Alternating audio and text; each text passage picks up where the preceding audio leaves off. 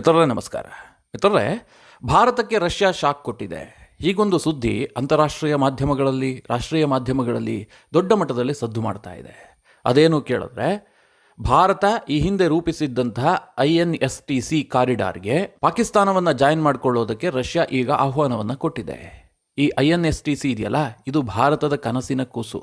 ಈಗ ಭಾರತದಲ್ಲಿ India middle East Europe economic corridor ಬಗ್ಗೆ ಏನು ಚರ್ಚೆ ಆಗ್ತಾ ಇದೆ, ಇದಕ್ಕಿಂತ ಹಲವು ವರ್ಷಗಳ ಹಿಂದೆ INSTC ಕಾರಿಡಾರನ್ನು ರೂಪಿಸಲಾಗಿತ್ತು.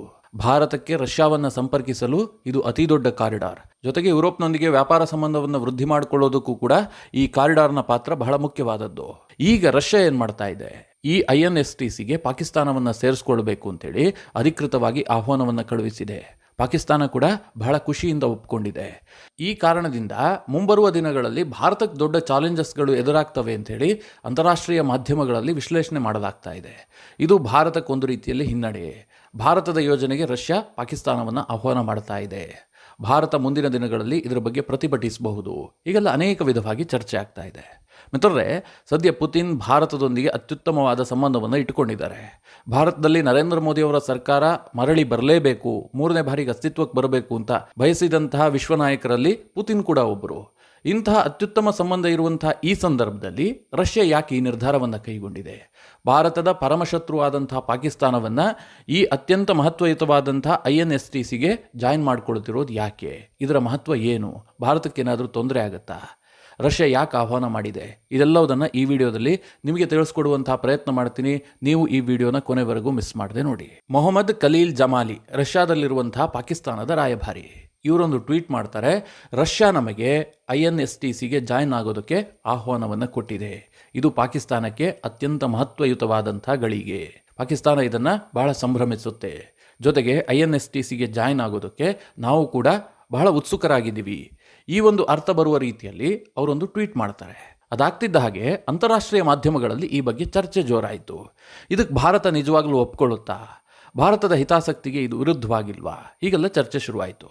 ಅಷ್ಟಕ್ಕೂ ಮಿತ್ರರೇ, ಈ INSTC ಅಂತಂದ್ರೆ ಏನು ಅಂತ ಹೇಳ್ಬಿಡ್ತೀನಿ. ಭಾರತಕ್ಕೆ ರಷ್ಯಾವನ್ನು ಸಂಪರ್ಕ ಮಾಡಬೇಕು ಅಂತಂದ್ರೆ ಬಹಳ ಕಷ್ಟ. ರಷ್ಯಾ ಕೂಡ ಏಷ್ಯಾ ಖಂಡದಲ್ಲಿರುವಂತಹ ಅತಿ ದೊಡ್ಡ ದೇಶ. ಭಾರತ ಕೂಡ ಏಷ್ಯಾದಲ್ಲೇ ಇದೆ. ನಮ್ಮ ಮಧ್ಯೆ ಇರುವಂತಹದ್ದು 2-3 ರಾಷ್ಟ್ರಗಳು ಮಾತ್ರ. ನೇರವಾಗಿ ಹೋದ್ರೆ ರಷ್ಯಾ ತುಂಬಾ ಹತ್ತಿರ ಇರುವಂತಹ ದೇಶ. ಆದರೆ ಸಮುದ್ರ ಮಾರ್ಗವಾಗಿ ಸಂಪರ್ಕ ಕಲ್ಪಿಸಬೇಕು ಅಂತಂದ್ರೆ ಭಾರತ ಇಡೀ ಆಫ್ರಿಕಾ ಖಂಡವನ್ನ ಸುತ್ತಬೇಕು. ಇಲ್ಲದೆ ಹೋದ್ರೆ ಅರಬ್ಬಿ ಸಮುದ್ರದ ಮೂಲಕ ಕೆಂಪು ಸಮುದ್ರವನ್ನು ತಲುಪಿ ಅಲ್ಲಿ ಸೂಯಜ್ ಕೆನಾಲ್ ಮೂಲಕ ಯುರೋಪ್ ಖಂಡವನ್ನ ಸುತ್ತಿ ರಷ್ಯಾವನ್ನ ಸೇರಬೇಕು. ಇದು ಆಗ್ಲಿಲ್ಲ ಅಂತಂದ್ರೆ ಮಲಕ್ಕಾ ಜಲಸಂಧಿಯ ಮೂಲಕ ದಕ್ಷಿಣ ಚೀನಾ ಸಮುದ್ರವಾಗಿ ಜಪಾನನ್ನು ಸುತ್ತಕೊಂಡು ರಷ್ಯಾವನ್ನ ಸೇರಬೇಕು. ಬಹಳ ಸುತ್ತಾಗುತ್ತೆ. ಭಾರತಕ್ಕೆ ಟ್ರಾನ್ಸ್ಪೋರ್ಟೇಷನ್ ಚಾರ್ಜ್ ವಿಪರೀತ ಆಗುತ್ತೆ. ಇದಕ್ಕೆ ಆಲ್ಟರ್ನೇಟಿವ್ ಆಗಿ ಒಂದು ರೂಟ್ ಅನ್ನು ತಯಾರು ಮಾಡಬೇಕು, ಒಂದು ಎಕನಾಮಿಕ್ ಕಾರಿಡಾರ್ ವೃದ್ಧಿ ಆಗಬೇಕು ಅಂತ ಭಾರತ ಬಹಳಷ್ಟು ಶ್ರಮ ವಹಿಸಿತ್ತು. 2000ನೇ ಇಸ್ವಿಯಲ್ಲಿ ಒಂದು ಪ್ಲಾನ್ ಮಾಡಲಾಯಿತು. ಅದೇ INSTC, international north south economic corridor. ಮೊದಲಿಗೆ ಇದು ಆರಂಭ ಆಗಿದ್ದು ಭಾರತ, ರಷ್ಯಾ ಮತ್ತು ಇರಾನ್ ನಡುವೆ. ಇದಕ್ಕೆ ಬೇಕಾಗಿರುವಂತಹದ್ದು ಕೂಡ ಈ 3 ರಾಷ್ಟ್ರಗಳು ಮಾತ್ರ. ಇದು ಭಾರತದಿಂದ ಆರಂಭವಾಗುತ್ತೆ, ಸಮುದ್ರ ಮಾರ್ಗವಾಗಿ ಅರೇಬಿಯನ್ ಸಮುದ್ರದ ಮೂಲಕವಾಗಿ ನೇರವಾಗಿ ಇರಾನ್ ಅನ್ನು ತಲುಪುವಂತಹದ್ದು. ಇರಾನ್ನಿಂದ ರಸ್ತೆ ಮಾರ್ಗವಾಗಿ ಕ್ಯಾಸ್ಪಿಯನ್ ಸಮುದ್ರವನ್ನು ತಲುಪುವಂತಹದ್ದು, ಅಲ್ಲಿಂದ ನೇರವಾಗಿ ರಷ್ಯಾವನ್ನ ತಲುಪೋದು. ಇದು ಇದರ ಉದ್ದೇಶ ಆಗಿತ್ತು. ಇದರ ಮೂಲಕವಾಗಿ ಭಾರತ ರಷ್ಯಾದಿಂದ ದೊಡ್ಡ ಪ್ರಮಾಣದಲ್ಲಿ ಆಯಿಲ್ ಅನ್ನ ಭಾರತಕ್ಕೆ ತರಿಸ್ಕೊಳ್ಬಹುದು. ಕೇವಲ ಆಯಿಲ್ ಮಾತ್ರ ಅಲ್ಲ, ನ್ಯಾಚುರಲ್ ಗ್ಯಾಸ್ ಇರಬಹುದು, ಬೇರೆ ಬೇರೆ ರೀತಿಯ ರಷ್ಯಾದಿಂದ ಏನೇನು ತರಿಸ್ಕೊಳ್ಬೇಕು ಎಲ್ಲವೂ ಕೂಡ ಈ ಕಾರಿಡಾರ್ ಮೂಲಕವಾಗಿ ಭಾರತವನ್ನು ತಲುಪುವಂಥದ್ದು ಅತ್ಯಂತ ಈಸಿ ಆಗುತ್ತೆ. ಹೀಗಾಗಿ ರಷ್ಯಾಗೂ ಕೂಡ ವ್ಯಾಪಾರ ದೃಷ್ಟಿಯಿಂದ ಈ ಕಾರಿಡಾರ್ಗೆ ಬಹಳ ಮಹತ್ವ ಇದೆ. ಇರಾನ್ ಕೂಡ ಇದರಿಂದ ಲಾಭವನ್ನು ಪಡೆದುಕೊಳ್ತಾ ಇದೆ. ಎಕನಾಮಿಕ್ ದೃಷ್ಟಿಯಿಂದ ಇರಾನ್ಗೂ ಕೂಡ ಹೆಲ್ಪ್ ಆಗುತ್ತೆ. ಹೀಗಾಗಿ ಇರಾನ್ ಕೂಡ ಕೈ ಜೋಡಿಸಿತ್ತು.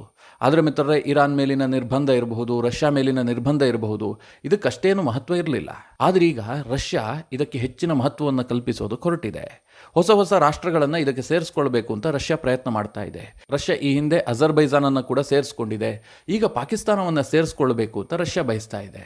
ಈಗ ಇದು ರಷ್ಯಾದಿಂದ ಕ್ಯಾಸ್ಪಿಯನ್ ಸಮುದ್ರದ ಮೂಲಕವಾಗಿ ಇರಾನ್ ಅನ್ನು ತಲುಪುತ್ತೆ. ಇರಾನ್ನಿಂದ ಚಹಬಾರ್ ಬಂದರು ಮೂಲಕವಾಗಿ ಭಾರತವನ್ನು ತಲುಪೋದು. ಅದು ಮುಂಬೈ ಬೇಕಾಗಿರಬಹುದು ಅಥವಾ ಮಂಗಳೂರು ಬೇಕಾಗಿರಬಹುದು.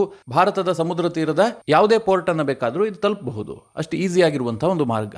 ಈಗ ಇದಕ್ಕೆ ಪಾಕಿಸ್ತಾನವನ್ನು ಜಾಯಿನ್ ಮಾಡಿಕೊಳ್ಬೇಕು. INSTCಯ ಭಾಗವಾಗಿ ಪಾಕಿಸ್ತಾನ ಕೂಡ ಇರಬೇಕು ಅಂತ ರಷ್ಯಾ ಬಯಸ್ತಾ ಇದೆ. ಸ್ವತಃ ಪುತಿನ್ ಆಹ್ವಾನವನ್ನು ಕೊಟ್ಟಿದ್ದಾರೆ. ಮಿತ್ರರೇ, ರಷ್ಯಾಗೆ ಯಾಕೆ ಅನಿವಾರ್ಯತೆ ಬಂದಿದೆ? ಇದು ಭಾರತದ ಹಿತಾಸಕ್ತಿಗೆ ವಿರುದ್ಧವಾಗಿಲ್ವಾ? ಭಾರತದ ಒಂದು ಯೋಜನೆಗೆ ರಷ್ಯಾ ಹೇಗೆ ಪಾಕಿಸ್ತಾನವನ್ನು ಸೇರಿಸ್ಕೊಳ್ಳುತ್ತೆ? ಈ ಎಲ್ಲ ಪ್ರಶ್ನೆಗಳು ಬರುತ್ತೆ ಅಲ್ವಾ? ಸದ್ಯ ರಷ್ಯಾಗೆ ಕೆಲ ಅನಿವಾರ್ಯತೆಗಳು ಸೃಷ್ಟಿಯಾಗಿದೆ. ಅದೇನು ಕೇಳಿದ್ರೆ, ಇಡೀ ವಿಶ್ವಕ್ಕೆ ಗೊತ್ತಿರುವ ಹಾಗೆ ರಷ್ಯಾ ಮತ್ತು ಉಕ್ರೇನ್ ನಡುವೆ ಯುದ್ಧ ನಡೀತಾ ಇದೆ. ಈ ಯುದ್ಧದ ಕಾರಣದಿಂದಾಗಿ ರಷ್ಯಾದ ಮಾರುಕಟ್ಟೆ ಬಹಳ ಸಂಕುಚಿತವಾಗಿದೆ. ಈ ಹಿಂದೆ ರಷ್ಯಾ ಯುರೋಪ್ಗೆ ದೊಡ್ಡ ಮಟ್ಟದಲ್ಲಿ ನ್ಯಾಚುರಲ್ ಗ್ಯಾಸ್ ಅನ್ನು ಸಪ್ಲೈ ಮಾಡ್ತಾ ಇತ್ತು. ರಷ್ಯಾದ ಪೆಟ್ರೋಲಿಯಂ ಉತ್ಪನ್ನಗಳು ಯುರೋಪ್ ಅನ್ನು ತಲುಪ್ತಾ ಇತ್ತು. ರಷ್ಯಾದ ಪೆಟ್ರೋಲಿಯಂ ಉತ್ಪನ್ನಗಳಿಗೆ ದೊಡ್ಡ ಮಾರುಕಟ್ಟೆಯಾಗಿದ್ದೆ ಯುರೋಪ್. ಈಗ ಯುರೋಪ್ನವರೆಲ್ಲ ನಿರ್ಬಂಧ ಹೇರಿ ಕೂತಿದ್ದಾರೆ. ಯುರೋಪ್ನ ಪರಿಸ್ಥಿತಿ ಹೇಗಾಗಿದೆ ಅಂತಂದರೆ, ನಮ್ಮದು ಒಂದು ಕಣ್ಣು ಹೋದರೂ ಪರವಾಗಿಲ್ಲ, ರಷ್ಯಾದ ಎರಡೂ ಕಣ್ಣು ಹೋಗಬೇಕು ಅಂತ ಅವರ ಬಯಕೆ. ಅದಕ್ಕೋಸ್ಕರವಾಗಿ ಅವರು ಹರಸಾಹಸ ಮಾಡ್ತಾ ಇದ್ದಾರೆ. ರಷ್ಯಾ ಕೂಡ ತಾನು ಬದುಕಲೇಬೇಕು ಅಂತ ಅದು ಕೂಡ ಹರಸಾಹಸ ಮಾಡ್ತಾ ಇದೆ. ಪುತಿನ್ ಯಾವ ಕಾರಣಕ್ಕೂ ಕೂಡ ನಾನು ಸೋಲೊಪ್ಕೊಳ್ಳೋದಿಲ್ಲ, ಅಮೆರಿಕ ವಿಧಿಸಿದ ನಿರ್ಬಂಧದ ಹೊರತಾಗಿಯೂ ಕೂಡ ನಮ್ಮ ಆರ್ಥಿಕತೆ ಏನೂ ಆಗಿಲ್ಲ ಅಂತ ತೋರಿಸ್ಕೊಳ್ಳೋದಕ್ಕೆ ಪುತಿನ್ ಸಾಕಷ್ಟು ಶ್ರಮ ವಹಿಸ್ತಾ ಇದ್ದಾರೆ. ಅದಕ್ಕೆ ಮುಖ್ಯವಾಗಿ ಈ ಸೆಂಟ್ರಲ್ ಏಷ್ಯಾ ಇರಬಹುದು, ಅಥವಾ ಆಗ್ನೇಯ ಏಷ್ಯಾ ಇರಬಹುದು, ಅಥವಾ ದಕ್ಷಿಣ ಏಷ್ಯಾ ಇರಬಹುದು, ಈ ಎಲ್ಲ ಭಾಗದಲ್ಲೂ ಕೂಡ ರಷ್ಯಾ ತನ್ನ ಇನ್ಫ್ಲೂಯೆನ್ಸ್ ಅನ್ನು ಜಾಸ್ತಿ ಮಾಡಿಕೊಳ್ಬೇಕು, ಇಲ್ಲಿ ತನ್ನ ಮಾರುಕಟ್ಟೆಯನ್ನು ಹೆಚ್ಚಿಸಿಕೊಳ್ಬೇಕು ಅಂತ ರಷ್ಯಾದ ಪ್ರಯತ್ನ. ಅದಕ್ಕೆ ರಷ್ಯಾ ಮೊದಲಿಗೆ ಕಣ್ಣು ಹಾಕಿದ್ದು ಪಾಕಿಸ್ತಾನದ ಮೇಲೆ. ಯಾಕೆಂದರೆ ಪಾಕಿಸ್ತಾನ ಕೂಡ ದೊಡ್ಡ ಪ್ರಮಾಣದಲ್ಲಿ ಆಯಿಲನ್ನು ಇಂಪೋರ್ಟ್ ಮಾಡಿಕೊಳ್ಳುವಂತಹ ದೇಶ. ಅವರು ಇರಾನ್ನಿಂದ ಇಂಪೋರ್ಟ್ ಮಾಡ್ಕೊಳ್ಬಹುದು, ಈಸಿಯಾಗಿ ಆಗುತ್ತೆ. ಆದರೆ ಪಾಕಿಸ್ತಾನಕ್ಕೆ ಅದಕ್ಕೆ ಅವಕಾಶ ಇಲ್ಲ, ಯಾಕೆಂದರೆ ಅಮೆರಿಕದ ನಿರ್ಬಂಧ ಇದೆ. ಹೀಗಾಗಿ ಪಾಕಿಸ್ತಾನಕ್ಕೆ ನಾವು ರೀಚ್ ಆಗಬೇಕು ಅಂತ ರಷ್ಯಾ ಬಯಸ್ತಾ ಇದೆ. ಏನು ಮಾಡಬೇಕು? ಅದಕ್ಕೆ ಈ INSTCಯ ಭಾಗವಾಗಿ ಪಾಕಿಸ್ತಾನವನ್ನು ಸೇರಿಸ್ಕೊಳ್ಬೇಕು. ಆಗ ಪಾಕಿಸ್ತಾನಕ್ಕೂ ಕೂಡ ಇದು ಹೆಲ್ಪ್ ಆಗುತ್ತೆ. ರಷ್ಯಾದ ಆಯಿಲ್ಗಿರಬಹುದು ಅಥವಾ ಬೇರೆ ಬೇರೆ ವಸ್ತುಗಳಿಗೆ ಪಾಕಿಸ್ತಾನವೂ ಕೂಡ ಒಂದು ಮಾರುಕಟ್ಟೆ ಆಗುತ್ತೆ. ಇದೇ ಕಾರಣದಿಂದ ಅವರು ಪಾಕಿಸ್ತಾನಕ್ಕೆ ಆಹ್ವಾನ ಕೊಟ್ಟಿದ್ದಾರೆ. ಎರಡನೇದಾಗಿ ಮಿತ್ರರೇ, ಈ ಆಗ್ನೇಯ ಏಷ್ಯಾದ ಮೇಲೆ ಅಮೆರಿಕದ ಪ್ರಭಾವ ಈಗಲೂ ಕೂಡ ಜಾಸ್ತಿ ಆಗಿದೆ. ಭಾರತ ಯಾವುದನ್ನು ಸೇರ್ಕೊಂಡಿಲ್ಲ, ಭಾರತ ನಿರ್ಲಿಪ್ತವಾಗಿದೆ, ಭಾರತ ಯಾವುದೇ ಇನ್ಫ್ಲೂಯೆನ್ಸ್ಗೆ ಅಷ್ಟಾಗಿ ಒಳಗಾಗೋದಿಲ್ಲ. ಆದರೆ ಪಾಕಿಸ್ತಾನ ಇರಬಹುದು, ಆಫ್ಘಾನಿಸ್ತಾನ ಇರಬಹುದು, ಈ ಎಲ್ಲ ರಾಷ್ಟ್ರಗಳು ಕೂಡ ಅಮೆರಿಕದ ಮೇಲೆ ಹೆಚ್ಚು ಅವಲಂಬಿತವಾಗಿದೆ. ಇದನ್ನು ತಪ್ಪಿಸಬೇಕು, ಈ ರೀಸನ್ನ ಮೇಲೆ ಅಮೆರಿಕದ ಕಂಟ್ರೋಲ್ ತಪ್ಪಬೇಕು ಅಂತ ರಷ್ಯಾ ಸಾಕಷ್ಟು ಪ್ರಯತ್ನ ಮಾಡ್ತಾ ಇದೆ. ಒಂದು ವೇಳೆ ಪಾಕಿಸ್ತಾನ ಏನಾದರೂ INSTCಯ ಭಾಗ ಆಗಿದ್ದೆ ಆದರೆ ಅದು ಅಮೆರಿಕಾಗೆ ದೊಡ್ಡ ಹಿನ್ನಡೆ. ಹೀಗಾಗಿ ರಷ್ಯಾ ಆಹ್ವಾನವನ್ನು ಕೊಟ್ಟಿದೆ. ಇದರ ಜೊತೆಗೆ ಇನ್ನೊಂದು ಉದ್ದೇಶವೂ ಕೂಡ ಇದೆ. ಈ ಪಾಕಿಸ್ತಾನದಲ್ಲಿ ಚೀನಾದ CPAC ಯೋಜನೆ ಇದೆ, ಚೀನಾ ಪಾಕಿಸ್ತಾನ ಎಕನಾಮಿಕ್ ಕಾರಿಡಾರ್. ಒಂದು ವೇಳೆ ಗ್ವಾದಾರ್ ಬಂದರನ್ನ INSTC ಮೂಲಕ ಸೇರಿದ್ದೆ ಆದರೆ ಚೀನಾದ CPACಗೂ ಕೂಡ ತಲುಪಬಹುದು. ಈ ಮೂಲಕವಾಗಿ ರಷ್ಯಾಗೆ ಇನ್ನಷ್ಟು ಮಾರುಕಟ್ಟೆಗಳು ತೆರೆದುಕೊಳ್ಳುತ್ತವೆ. ಇದೆಲ್ಲ ಯೋಜನೆ ರಷ್ಯಾಗಿದೆ. ಹೀಗಾಗಿ ಪಾಕಿಸ್ತಾನಕ್ಕೆ ಈ ಆಹ್ವಾನವನ್ನು ಕೊಟ್ಟಿರುವಂತಹದ್ದು. ಮಿತ್ರರೇ, ಪಾಕಿಸ್ತಾನ ಏನು ಒಪ್ಪಿಕೊಂಡಿದೆ, ರಷ್ಯಾ ಕೂಡ ಆಹ್ವಾನ ಕೊಟ್ಟಿದೆ. ಭಾರತ ಒಪ್ಪುತ್ತಾ ಅನ್ನುವಂಥದ್ದು ಸದ್ಯಕ್ಕಿರುವಂತಹ ಪ್ರಶ್ನೆ. ಹಾಗೆ ನೋಡೋಕೆ ಹೋದರೆ ಭಾರತಕ್ಕೆ ಇದರಿಂದ ಲಾಸ್ ಆಗುವಂಥದ್ದೇನೂ ಇಲ್ಲ. ಪಾಕಿಸ್ತಾನ ಇದನ್ನು ಜಾಯ್ನ್ ಆಗುತ್ತೆ, ಪಾಕಿಸ್ತಾನಕ್ಕೆ ಲಾಭ ಆಗುತ್ತೆ, ಭಾರತಕ್ಕೆ ನಷ್ಟ ಆಗುವಂಥದ್ದೇನೂ ಕೂಡ ಇಲ್ಲ. ಮುಂದಿನ ದಿನಗಳಲ್ಲಿ ಪಾಕಿಸ್ತಾನ ಇದನ್ನು ತಡಿಬಹುದಾ? ಖಂಡಿತವಾಗ್ಲೂ ಸಾಧ್ಯ ಇಲ್ಲ. ಯಾಕೆಂದರೆ ಚಹಬಾರ್ ಬಂದರು ಈಗ ಭಾರತದ ಕಂಟ್ರೋಲ್ನಲ್ಲಿದೆ.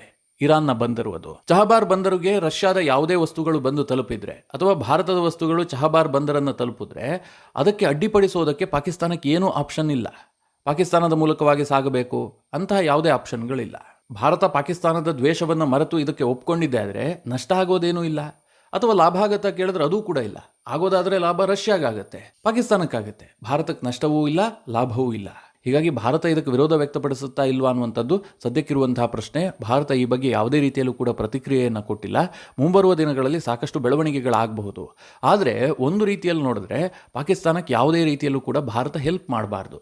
ಯಾಕೆ ಅಂತ ಕೇಳಿ, ಪಾಕಿಸ್ತಾನ ಇವತ್ತು ಭಾರತದೊಂದಿಗೆ ವ್ಯಾಪಾರ ಸಂಬಂಧವನ್ನು ಕಟ್ ಮಾಡಿಕೊಂಡಿದೆ.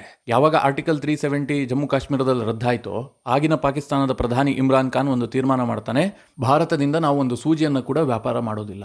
ಭಾರತ ಪಾಕಿಸ್ತಾನದ ನಡುವೆ ಸಂಪೂರ್ಣ ವ್ಯಾಪಾರ ನಿರ್ಬಂಧ. ಇದರಿಂದ ಸುಟ್ಟೋಗಿದ್ದ್ಯಾರು? ಪಾಕಿಸ್ತಾನವೇ. ಪಾಕಿಸ್ತಾನಕ್ಕೆ ನಷ್ಟ ಆಗಿದ್ದು, ಯಾಕೆಂದರೆ ಈಸಿಯಾಗಿ ಭಾರತದಿಂದ ಆಹಾರ ಉತ್ಪನ್ನಗಳು ಪಾಕಿಸ್ತಾನವನ್ನು ತಲುಪ್ತಾ ಇದ್ವು. ಈಗ ಅವರು ನಿರ್ಬಂಧ ವಿಧಿಸಿದ್ದಾರೆ, ಬೇರೆ ಬೇರೆ ಕಡೆಯಿಂದ ತರಿಸ್ಕೊಳ್ಬೇಕು. ಇದರಿಂದ ಟ್ರಾನ್ಸ್ಪೋರ್ಟೇಷನ್ ಚಾರ್ಜ್ 1/4 ಆಗುತ್ತೆ. ಪಾಕಿಸ್ತಾನದಲ್ಲಿ ಬೆಲೆ ಏರಿಕೆ ಆಗ್ತಾ ಇದೆ. ಈ ಪಾಕಿಸ್ತಾನದ ಬೆಲೆ ಏರಿಕೆಗೆ ಭಾರತದ ಮೇಲಿನ ನಿರ್ಬಂಧವೂ ಕೂಡ ಒಂದು ಮುಖ್ಯ ಕಾರಣ. ಈಗ ಎರಡನೇದಾಗಿ ಭಾರತಕ್ಕೆ ಪಾಕಿಸ್ತಾನ ತನ್ನ ವಾಯುಮಾರ್ಗವನ್ನು ಕೂಡ ಬಳಸ್ಕೊಳ್ಳೋದಕ್ಕೆ ಅವಕಾಶ ಕೊಡ್ತಾ ಇಲ್ಲ. ಈಗ ಭಾರತದ ಒಂದು ವಿಮಾನ ಪಾಕಿಸ್ತಾನದ ಮೇಲೆ ಹಾರೋದಿಲ್ಲ, ಅಷ್ಟರ ಮಟ್ಟಿಗೆ ಪಾಕಿಸ್ತಾನ ನಿರ್ಬಂಧ ವಿಧಿಸಿ ಕುಳಿತಿದೆ. ಇಂತಹ ಸಂದರ್ಭದಲ್ಲಿ ಭಾರತ INSTCಗೆ ಅವಕಾಶ ಕೊಡಬೇಕಾ ಅನ್ನುವಂಥದ್ದು ಸದ್ಯಕ್ಕಿರುವಂತಹ ಪ್ರಶ್ನೆ. ಅಫ್ಘಾನಿಸ್ತಾನದಲ್ಲಿ ದೊಡ್ಡ ಸಮಸ್ಯೆ ಆಯಿತು, ಅಲ್ಲಿ ಆಹಾರಕ್ಕೆ ಕೊರತೆ ಆಯಿತು.